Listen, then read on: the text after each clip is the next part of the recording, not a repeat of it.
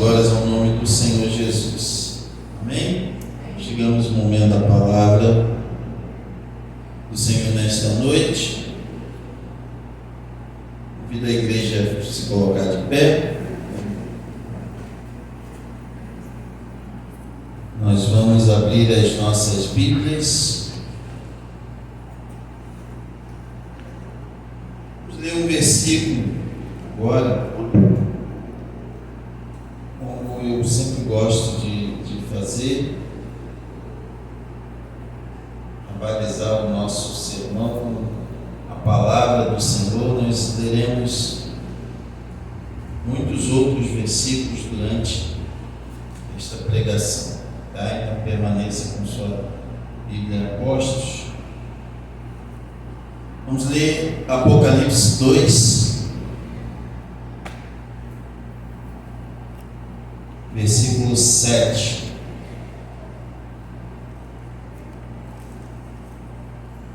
Apocalipse 2, 7 diz assim a palavra do Senhor: quem tem ouvidos, ouça o que o Espírito diz às igrejas. Ao que vencer, dar-lhe-ei a comer da árvore da vida, que está no meio do paraíso de Deus. Amém? Senhor nosso Deus, fala mais uma vez aos nossos corações nesta noite, Deus. Usa-me conforme a tua vontade, em nome de Jesus. Amém e amém. Os irmãos podem se assentar. Esse versículo 7 do capítulo 2 encerra a palavra que foi dada à primeira das 7 igrejas da Ásia. E essa primeira igreja é a igreja de Éfeso. Quem tem ouvidos, ouça o que o Espírito diz às igrejas. Ao que vencer, dar-lhe-ei a comer da árvore da vida, que está no meio do paraíso de Deus.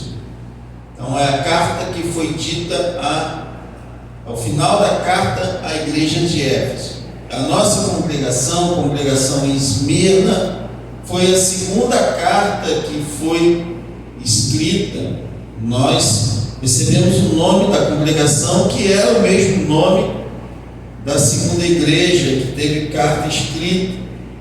E tanto que o versículo que nós frisamos bem aqui na nossa congregação é: ser fiel até a morte, e dar-te-ei a coroa da vida, que é o versículo 10 desse mesmo capítulo 2. Então, em cada uma das 7 cartas à igreja do Apocalipse, Deus falou algumas coisas, deu algumas orientações, e apenas a carta à igreja de Esmirna e a igreja de Filadélfia não tiveram reprimendas do Senhor. A igreja de Éfeso teve reprimendas. Deus começa elogiando e termina elogiando a igreja de Éfeso, mas num determinado momento ele chama a atenção da igreja. É exatamente sobre isso que nós vamos falar. Esse é o cerne da questão desse sermão de hoje, que serviu tanto para a igreja de Éfeso, como serve para mim, serve para você e para você que está nos assistindo também pelas mídias sociais. Pois ao ver esse culto gravado, ou se você está assistindo ao vivo, essa palavra é para você também.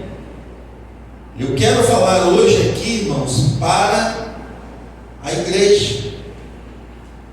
É claro que a palavra do Senhor ela é viva e eficaz, ela se renova dia após dia, e Deus fala com cada um da maneira que Ele quer, como Ele quer. E às vezes a gente prepara um sermão e Deus vai e muda a situação toda ali e faz do jeito que Ele quer. Nós estamos aqui para fazermos a vontade do Senhor.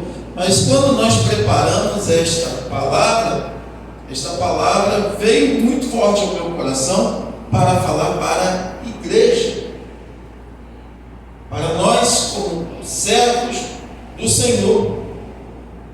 Nós não vamos falar aqui de ganhar ou perder a salvação, mas sim em ter qualidade na nossa vida cristã, na nossa vida como servos do Senhor. Termos qualidade, sermos chamados de santos como o Senhor é santo. Como temos vivido a nossa vida dia após dia. E aí você pode dizer: pastor, o senhor está falando isso? Viver dentro da igreja eu vivo, é bom. Mas como é a sua vida fora da igreja? Como é a sua vida dentro de casa? Como é a sua vida no seu trabalho? Como é a sua vida com seus amigos, seus vizinhos? O que dizem de você? Será que dão testemunho da sua vida assim como Deus dava do servo dele chamado Jó? Observaste, o próprio Deus deu testemunho de Jó. Observaste o meu servo Jó, homem reto, íntegro e temente a Deus? Ou olham para você e dizem: para ser crente igual fulano de tal, eu prefiro estar onde estou. Como tem sido a sua vida como servo do Senhor? Muitas vezes nós erramos na nossa caminhada, na nossa jornada, nós erramos. E é muito mais fácil, irmãos, colocarmos a culpa no inimigo das nossas almas. Foi Satanás que fez isso, foi o diabo. Satanás, ele não faz as coisas por nós. Ele apenas dá os artifícios deles, as armadilhas dele, e nós caímos se quisermos. Temos o livre-arbítrio, o direito de escolha em errar ou não, em fazer o bem ou fazer o mal. Nós é que escolhemos em pecar ou não pecar. Ninguém nos obriga a pecar. Pecamos porque temos a natureza pecaminosa e decidimos deliberadamente pecarmos ou não. Então não vamos colocar a culpa no inimigo das nossas almas. O que precisamos fazer é colocarmos a nossa vida, a nossa vontade, as nossas escolhas, os nossos desejos nas mãos do Senhor. E sabe o que acontece quando fazemos isso? Satanás, foge. A palavra de Deus nos diz em Tiago 4,7: sujeitai-vos, pois, a Deus, resisti ao diabo, e ele fugirá de vós. É uma guerra contínua no nosso interior e o nosso exterior. O nosso homem interior e o nosso homem exterior. O nosso espírito e a carne. O mal e o bem. Romanos 17, 18 a 20 diz: porque eu bem sei que em mim, isto é, na minha carne, não habita bem algum, e com efeito o querer está em mim, mas não consigo realizar o bem, porque não faço o bem que quero, mas o mal que não quero, esse faço. Ora, se eu faço o que não quero, já o não faço eu, mas o pecado que habita em mim. E aí eu volto de novo em Tiago 4:7. Sujeitai-vos, pois, a Deus. Quer deixar de fazer o mal que você não quer fazer? Sujeite-se ao Senhor. Sujeitai-vos, pois, a Deus. Resisti ao diabo e ele fugirá de vós. O diabo só tem lugar nas nossas vidas se nós dermos brecha para ele. Se não dermos brecha para ele, ele vem aqui, vai, bate ali, aqui, no nosso ouvido, atrás de mim, Satanás. E ele vem aqui do outro lado e o sangue de Jesus me purifica de todo pecado. E vem por trás e louvado seja o nome do Senhor. Ele, esse aí não tem mais jeito não, irmão. É desse jeito, irmãos. Sujeitai-vos, pois, a Deus. 1 Pedro 5:8 diz: sede sóbrios, vigiai, porque o diabo, vosso adversário, anda em derredor, bramando como um leão, buscando a quem possa tragar. Sejam vigilantes, estejam vigiando o tempo inteiro. Satanás ele vai tentar 1, 2, 3, 4 vezes. Ele muda aqui, ele tenta de um jeito, e você diz: não, esse jeito não, isso é pecado. Aí ele tenta mudar o pecado para que você entenda que aquele pecado não é um pecadão, é um pecadinho. É pecado do mesmo jeito. Não existe pecadão, pecadinho, pecado maior, pecado menor, é pecado. Existem as consequências do pecado.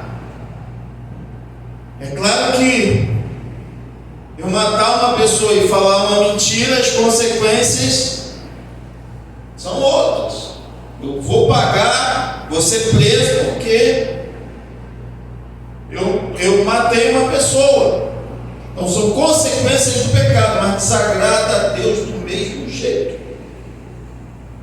Quando nós mentimos, dissemos para uma pessoa: fala aí que eu não estou, está mentindo, está desagradando a Deus.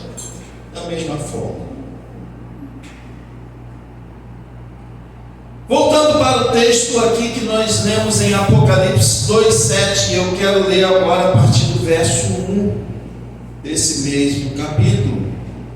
Como dissemos, esta carta foi escrita à igreja que está em Éfeso. É o que diz lá o versículo 1. Escreve ao anjo da igreja que está em Éfeso: isto diz aquele que tem na sua destra as 7 estrelas, que anda no meio dos 7 castiçais de ouro.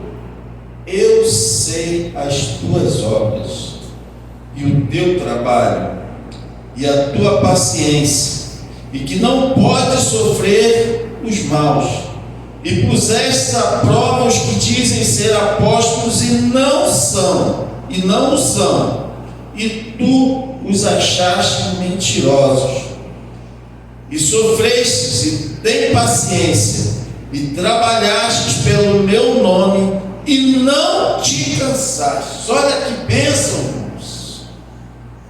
Olha quantas coisas boas o Senhor está falando ao anjo da igreja que está em Éfeso. Eu sei as tuas obras, eu conheço as tuas obras, sei o que você tem feito, sei que você tem lutado pelo meu reino, tem buscado, não negocia com os mentirosos, não negocia com a mentira. Parafraseando, é isso que o Senhor está falando aqui. E será que Deus tem falado isso ao meu e ao teu respeito?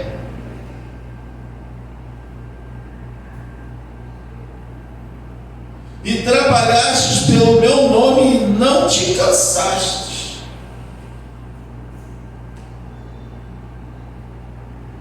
Vamos pular para o verso 6. Tens, porém, isto, que aborreces as obras dos nicolaítas, as quais eu também aborreço. Irmãos, Deus começa falando coisas boas e termina falando coisas boas a respeito da igreja de Éfeso. Olha que bênção! Terminássemos aqui esta pregação só com a leitura desses versículos, seria uma bênção. E Deus conhece as tuas obras, Deus conhece você. O mundo pode não conhecer, o mundo pode não te reconhecer, mas é o Senhor quem é o nosso justo juiz, é o Senhor quem peleja por nós, é o Senhor quem conhece as nossas obras.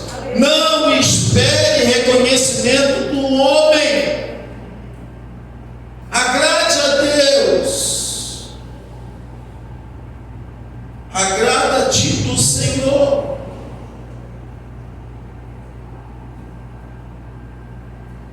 Mas nem tudo são flores.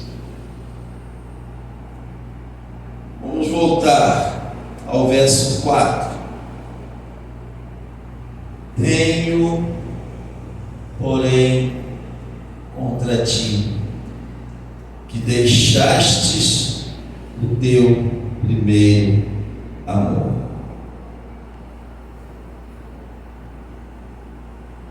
Este é o senão, irmãos. Tenho, porém, contra ti, Éfeso, tenho, porém, contra ti, povo de Deus, que deixastes o teu primeiro amor. O que quer dizer isso, pastor? Quer dizer que eu perdi a salvação? Quer dizer que eu deixei de fazer a obra do Senhor?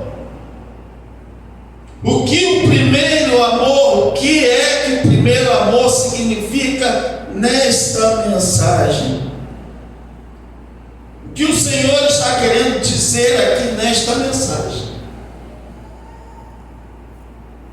Tenho, porém, contra ti que deixaste o teu primeiro amor.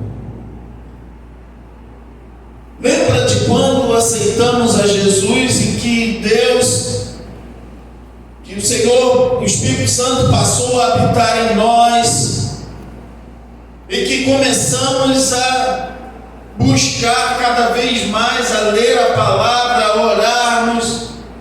O Senhor mudou a nossa vida e aquilo é algo sobrenatural para a gente fica ali numa euforia danada. Jesus, alguém fala para você alguma coisa, vem até reclamar com você, glória a Deus, alguém vai, aleluia, bendito é o nome do Senhor.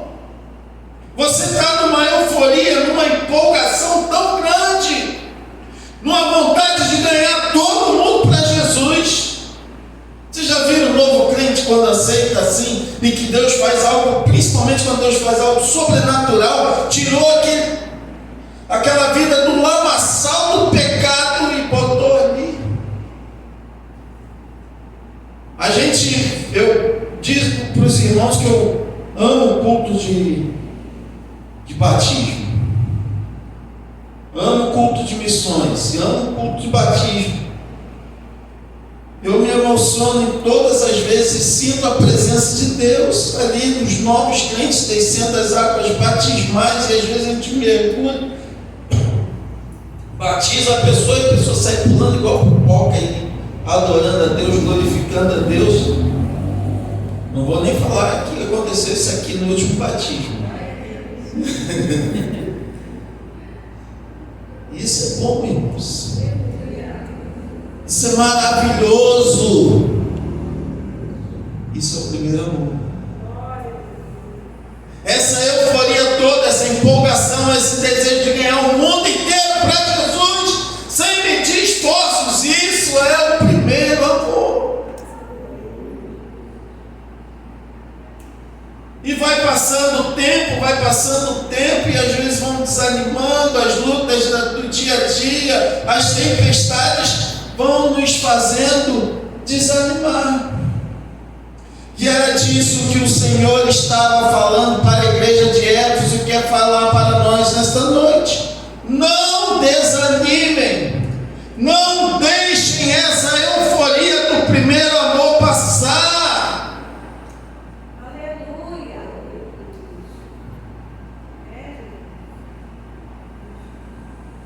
Isso pode ser bem explicado na parábola que Cristo falou lá em Mateus 13:44. Também o reino dos céus é semelhante a um tesouro escondido num campo, que um homem achou e escondeu, e pelo gozo dele vai e vende tudo quanto tem e compra aquele campo. Nós achamos um tesouro esse que foi dado quando Cristo Jesus morreu na cruz do Calvário. Estávamos fadados à morte eterna, e o maior tesouro, o maior bem que o Senhor pode nos dar é a vida eterna. E essa parábola explica bem isso. Vendeu tudo que tinha e comprou aquele campo onde tinha aquele tesouro enterrado. Nós achamos um tesouro, a nossa salvação. Cristo pagou o preço por nós. E será que temos deixado tudo para lá e posto Deus em prioridade nas nossas vidas? Ou não, hoje eu não vou na igreja porque eu estou cansado.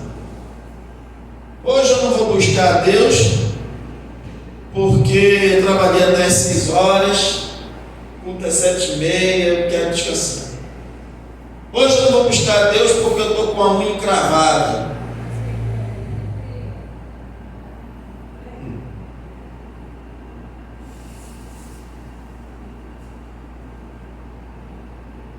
O Senhor, irmãos, quer ver você transbordando de alegria como no primeiro amor. Quer ver você transbordando de alegria porque achou o tesouro, o reino de Deus.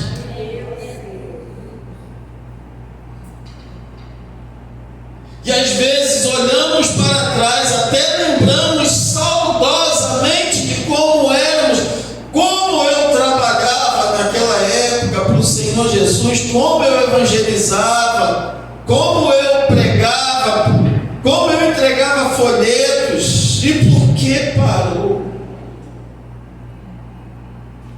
Por que desanimou?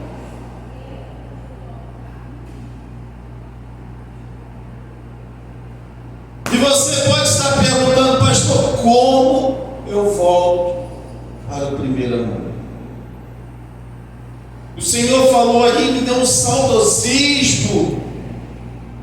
Me lembrei de como era bom servir ao Senhor sem medir esforços, sem pensar no cansaço.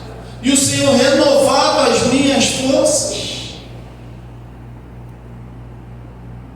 Lembrei de quando eu acordava de madrugada para orar, e orava 2, 3 horas, 4 horas, 5 horas, e acordava no dia seguinte, como se eu tivesse dormido a melhor noite da minha vida, e ia trabalhar feliz e glorificando o nome do Senhor.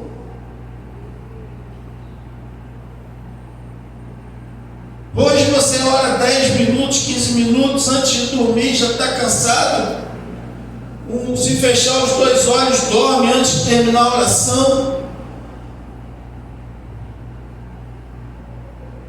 Como você pode voltar ao primeiro amor? A resposta está no texto de Apocalipse 2. Vamos ver o verso 5. No 4, volta o 4 aí para mim. Tenho, porém, contra ti que deixastes o teu primeiro amor. Olha o que diz o 5. Lembra-te, pois, de onde caíste, e arrepende-te, e pratica as primeiras obras. Quando não, brevemente a ti virei e tirarei o seu lugar, o teu castiçal, se não te arrependeres. Lembra-te, arrepende-te e pratica, recomeça, pratica as primeiras obras. Acordava de madrugada para orar, acorda de novo. Lembra, Senhor, me acorda de madrugada para orar. E o Senhor te acorda, irmãos. Você nem tem despertador, não. O Espírito Santo deu naquela hora, disse: Senhor, me acorda aí, às 3 horas da manhã, pode ter certeza, 3 horas da manhã, tu acorda sem sono nenhum, arregado os olhos assim, pode olhar lá no relógio, e 3 horas, é desse jeito. Lembrança, arrependimento e recomeço. O fato, irmãos, de abandonarmos o primeiro amor não significa dizer que não seremos salvos, não é isso. Se continua trabalhando ali aos trancos e barrancos, continua vindo à igreja, mas quando lembramos e voltamos ao primeiro amor, isso agrada o coração de Deus, isso agrada ao Senhor, isso alegra ao Senhor.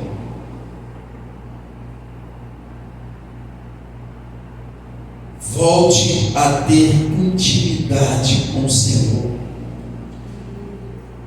E você tem aí a oportunidade com a campanha que a DIG está lançando. 21 dias de jejum e oração, começando no próximo domingo, dia 1º de outubro de 2023. Aproveite esta oportunidade que o Senhor está te dando para ter intimidade com o Senhor. O jejum e a oração não te levam para o céu. Não é isso. Eu vou jejuar, senão não vou perder minha salvação. Não é isso.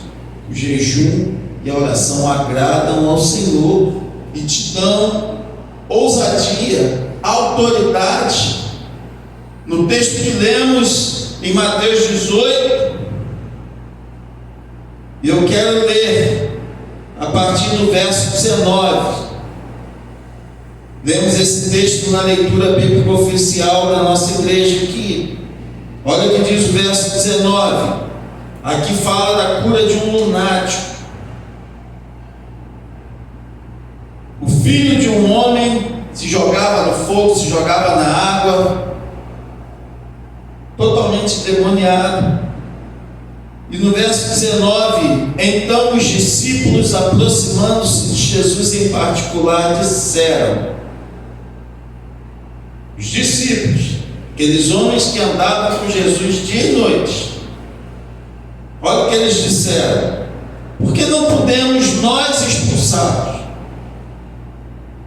Porque eles tentaram e não conseguiram. Olha o que o Senhor Jesus respondeu.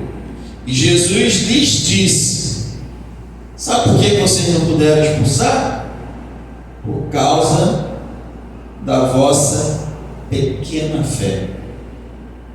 Porque em verdade vos digo que se tiverdes fé como um grão de mostarda, direis a este monte: passe daqui para colar, e há de passar, e nada vos será impossível. Olha o que diz o 21. Mas esta casta de demônios não se expulsa senão pela oração e pelo jejum.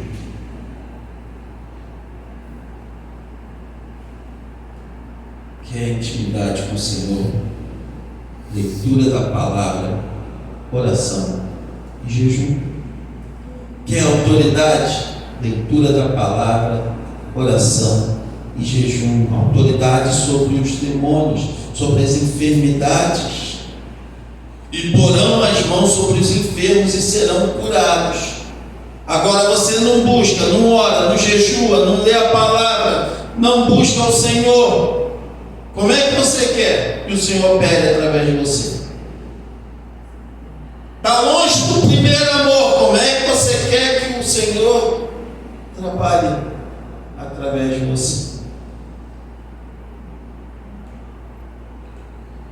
E eu encerro esta palavra, essa breve palavra, com a vida de Isaías, um dos maiores profetas. Mas Isaías precisou que acontecesse algo drástico e dramático na sua vida para que ele pudesse ser usado pelo Senhor. Precisou que houvesse uma morte para que Isaías trabalhasse para o Senhor. E eu não estou aqui falando, irmãos, que tem que morrer alguém, não é nada disso. Mas olha o que diz Isaías 6, a partir do verso 1.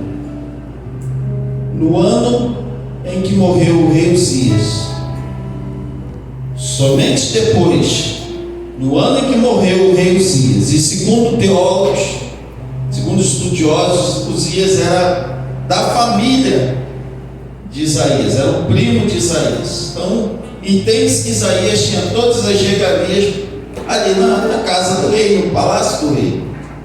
No ano em que morreu o rei Uzias, eu vi ao Senhor assentado sobre um alto e sublime trono, e o seu séquito enchia o templo.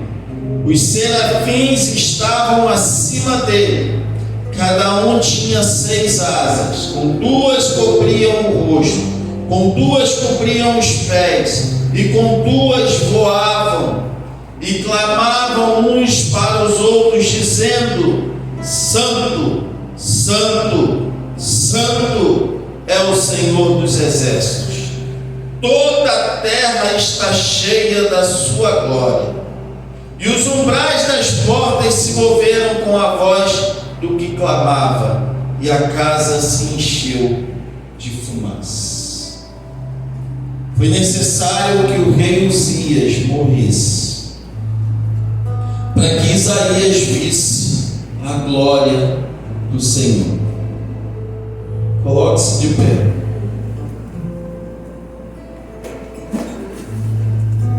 Feche os seus olhos. O que é necessário que morra na sua vida? O seu orgulho, a sua vaidade, a sua soberba, a sua falta de perdão. O que é necessário para que você veja a glória de Deus na sua vida? E todos os dias, irmãos, é necessário, nós lidamos com situações em que é necessário que essas situações morram. E a principal situação é o nosso eu. É necessário que dia após dia o nosso eu, a nossa vontade morra, para que a vontade de Deus na nossa vida prevaleça. É necessário que a nossa natureza pecaminosa, o nosso ser, o nosso homem carnal pecaminoso morra dia após dia, para que o nosso homem, o nosso ser espiritual cresça dentro de nós. O nosso Uzias de cada dia, que precisamos matar dia após dia, ele não pode ser morto com arma de fogo, ele não pode ser morto com nenhuma enfermidade, nenhuma doença, ele não pode ser morto por enforcamento. O Uzias nosso de cada dia precisa ser morto por inanição. E o que é isso, pastor? Pare de alimentar Uzias na tua vida. Pare de dar comida para ele. Pare de alimentá-lo. E ele vai morrer. Quanto mais você alimenta aquilo que te separa de Deus, mais longe do Senhor você vai ficar, porque aquilo vai se tornar cada vez mais forte.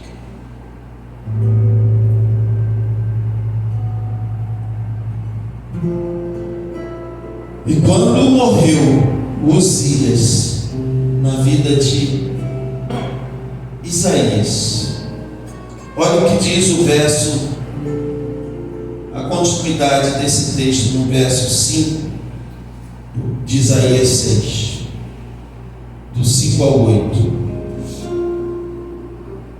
Então disse eu: ai de mim, que vou perecendo, porque eu sou um homem de lábios impuros, e habito no meio de um povo de impuros lábios. Isaías reconheceu o seu pecado, reconheceu a sua fraqueza.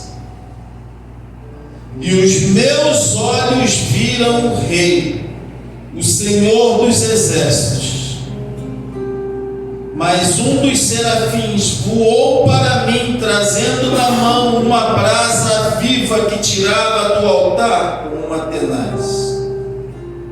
E com ela tocou a minha boca e disse: eis que isto tocou os teus lábios, e a tua iniquidade foi tirada, e purificado o teu pecado. Eis que nessa noite, você que está reconhecendo que você é pecador, e que os dias da tua vida precisa morrer,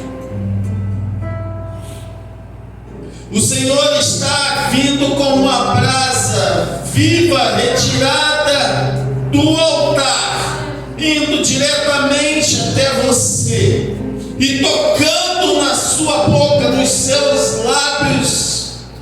E o Senhor está perdoando os seus pecados e retirando de você a iniquidade, purificando o teu pecado.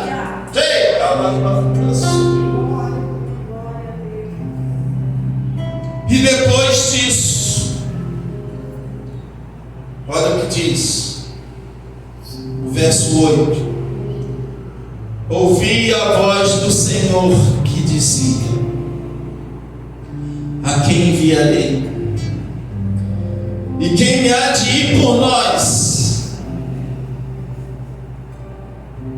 Olha o que Isaías respondeu: então disse eu: eis-me aqui, envia-me a mim. Onde estão os Isaías do Senhor, que tiveram a sua vida purificada com a brasa viva do altar? Onde é que estão os Isaías do Senhor, que ao ouvirem o Senhor dizer: a quem enviarei? Quem me há de ir por nós? Que possam dizer: eis-me aqui, envia-me a mim. O Senhor precisa de você, ou melhor, Ele não precisa, você que precisa dele. Mas o Senhor se alegra quando você se predispõe a fazer a vontade do Senhor. Quando perguntarem, quando o Senhor perguntar, quem há de ir por nós?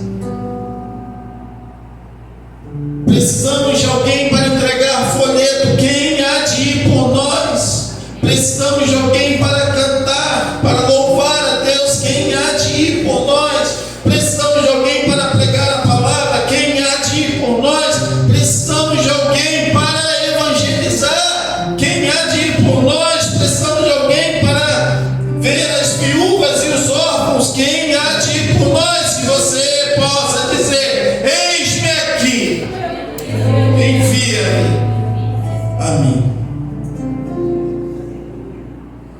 Que Deus te abençoe nesta noite. A você também que está nos escutando pela internet. Ouça a voz do Senhor a te chamar, e que você não rejeite, não recuse o chamado do Senhor.